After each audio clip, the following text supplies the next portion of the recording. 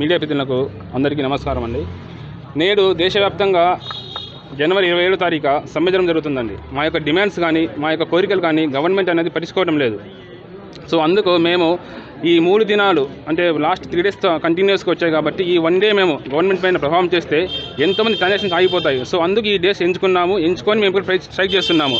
నేటి కాలంలో బ్యాంకింగ్ అనేది ఒక వ్యవస్థ అయిపోయింది. ప్రతి ఒక్కరికి బ్యాంకింగ్ అవసరమే. ఆధార్ కార్డు అయితేనేమి ఎటువంటి ట్రాన్సాక్షన్ జరగాలన్నా ఇప్పుడు ఫోన్పేలు వచ్చాయి, గూగుల్ పేలు వచ్చాయి. సో అన్నిటివి బ్యాంకుల మీదనే పడుతుంది. గవర్నమెంట్ ఇచ్చే ప్రతి స్కీమ్ కూడా పీఎం స్వానిధి కానీ, పీఎం విశ్వకర్మ కానీ, తర్వాత ప్రధానమంత్రి జనజీవన యోజన, పీఎం జేజేబీ ఇవన్నీ గవర్నమెంట్ బ్యాంకుల మీద రుద్దుతూ ఉంది.